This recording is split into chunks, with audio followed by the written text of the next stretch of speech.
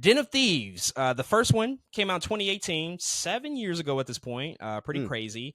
But Den of Thieves is a movie I did not see in theaters when it came out. And I actually saw it probably a few months after it came out in theaters because a lot of people were talking about Den of Thieves. And over time, that's been the story of that movie. It's become somewhat of a cult heist action thriller film. It's developed somewhat of a cult following.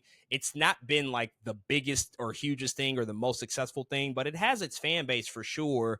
And so there was a long layoff in between this first one and the second one. I think Christian Gudikes, the director, I don't know if he anticipated ever making a second one, which is perhaps why it took so long. But here we are with this this follow-up film, which does bring back Gerard Butler and O'Shea Jackson Jr., who were both in the first one.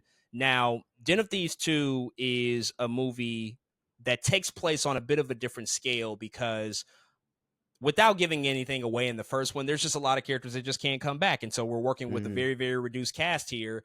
And so Den of Thieves 2 sort of pivots, I think, where the future of the potential franchise may go and makes this more of a global adventure. And it follows actually the two characters, Donnie Wilson, played by O'Shea Jackson Jr., who has been in Europe for quite some time, leading a new crew. And then also Big Nick, played by Gerard Butler, who's been searching down Donnie after the events of the first film. But as you can see in the trailer, he joins up on the side of Donnie in this particular movie. They actually join together, and he, I guess, sort of breaks bad in this movie. So I got a chance to check out Den of Thieves 2 over the weekend, and this is what I'll say. It certainly is no one. I think the thing that I enjoyed the most about Den of Thieves, one, is the fact that clearly it's a Heat ripoff. The movie is 1,000% a Heat ripoff. It makes no bones about it. Clearly, Christian has seen Heat, and that's probably one of his favorite films.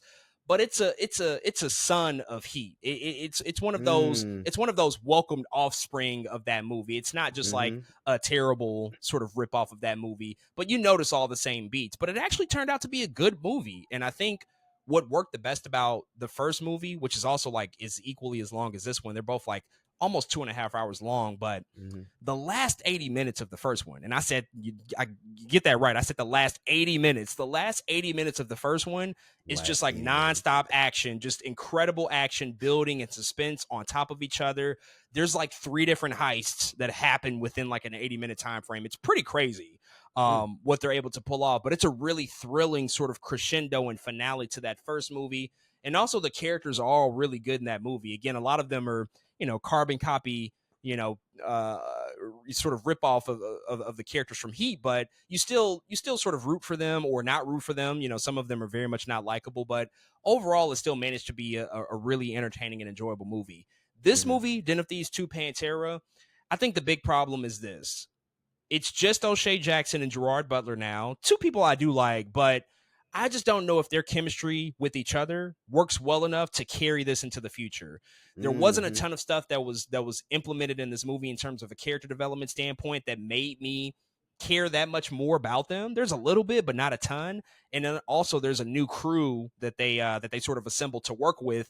You don't learn anything about these people. You really don't care about them. They're just kind of other floating heads in this whole situation that can be disposable at a moment's notice. And there's certainly nowhere near as much suspense and action as it is in the first one. There's a similar structure in the sense that there's a lot of build up, and then the payoff comes in the back half of the movie. And once we get to the payoff, it did get pretty thrilling, but never to the degree of what we saw in the first one. The first one is just, it's really high octane stuff by the end of that film. But this one, it doesn't quite reach that level. And a part of me can just kind of see the writing on the wall in terms of what they're trying to do here. They're clearly following the Fast and Furious playbook. They definitely want to franchise this because they take it global. They want to make it a big global thing.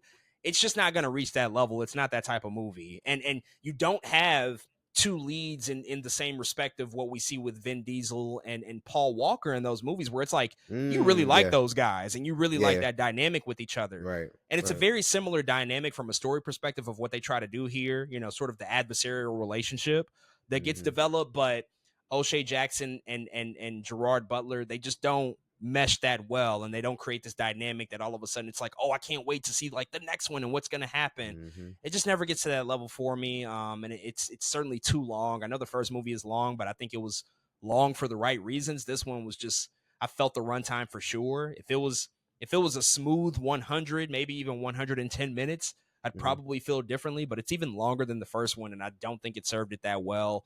And I guess the last thing that I'll say without giving anything away, I did somewhat enjoy the ending of the film because I didn't see it coming. There was a bit of a shock factor that certainly sets up, you know, potentially another movie. But it'll be something that people are divided on. A lot of people are angry at how this one ended, and I think for rightful reasons. But whether or not there's a future for Den of Thieves, I don't know. We'll have to see how the performance of this one goes, but they certainly have big ambitions to hopefully turn it into a long running franchise. But we'll just have to wait and see if that turns out to be true.